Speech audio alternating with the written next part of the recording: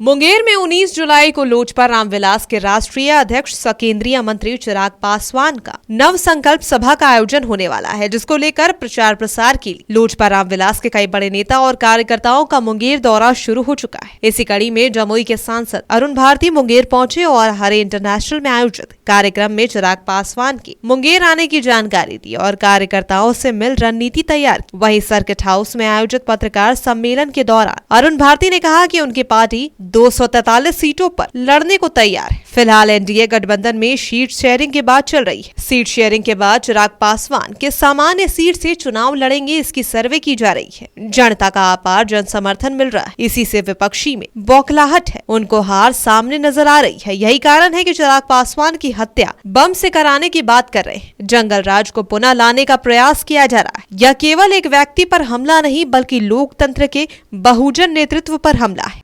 जनता का ऐतिहासिक समर्थन और आशीर्वाद मिला। इसके बाद राजगीर में बहुजन भीम संकल्प समागम, उसके बाद फिर सारण में हम लोगों ने नव संकल्प महासभा की थी। और इन सभी सभाओं की जो ऐतिहासिक सफलता है, उससे इस बात का प्रमाण है कि बिहार की जनता हमारे नेता चिराग पासवान जी के Bihar first, Bihari first vision के संकल्प के साथ खड़ी है। उनका जो विजन है बिहार को विकसित बिहार बनाने का, उस संकल्प के साथ खड़ी है। और यही जनता का अपार जन समर्थन विपक्ष को विचलित कर रहा है। इस चुनावों में उनको आती हुई अपनी हार अप्रत्याशित दिख रही है और इसीलिए इस बौखलाहट में उन्होंने कल चिराग पासवान जी की हत्या बम से उड़ाने तक की बात की थी। इसी बौखलाहट में उन्होंने जंगल राज को पार्ट 2 के रूप में यहां लाने का प्रयास किया था। मैं आपको बताता हूं कि ये बिहार की एक सम्मानित पत्रकार है। उनके सोशल मीडिया पोस्ट पर एक राजद का आपराधिक तत्व ने चिराग पासवान जी को बम से उड़ाने की बात कही थी, जिसको लेकर के हम लोगों ने साइबर थाने में एफआईआर दर्ज कराया है और उस पर पुलिस कार्रवाई कर रही है। यह सिर्फ एक व्यक्ति पर वैचारिक हमला नहीं है, यह पूरे लोकतंत्र पर, बहुजन नेतृत्व पर हमला है।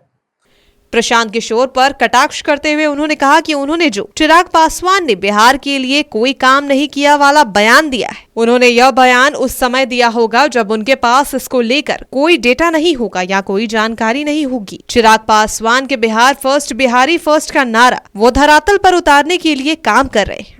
मुझे लगता है कि प्रशांत किशोर जी ने जब वो कहा होगा तो उनके पास कोई डेटा या कोई जानकारी नहीं होगी, नहीं है। देखिए, कहने के लिए कोई भी बगैर नेता की और मंत्रालय की उपलब्धियों को पढ़ने के खुली जबान से कुछ भी कह सकता है। जरूरत है कि जब हम ऐसे सवाल करते हैं तो उनके बारे में पहले अनुसंधान करके यह अवश्य जांच ले कि नेता ने अपनी तरफ से अगर बिहार फर्स्ट, बिहारी फर्स्ट की बात करते हैं तो धरातल पर उतारने का कहां तक उन्होंने काम किया है। वहीं तेजस्वी यादव पे कटाक्ष करते हुए उन्होंने कहा कि उनके परिवार के 15 साल के शासनकाल में एक भी ऐसे स्कूल नहीं खोले गए जिसमें से वो मैट्रिक परीक्षा पास कर सके। देखिए, तेजस्वी यादव जी के परिवार से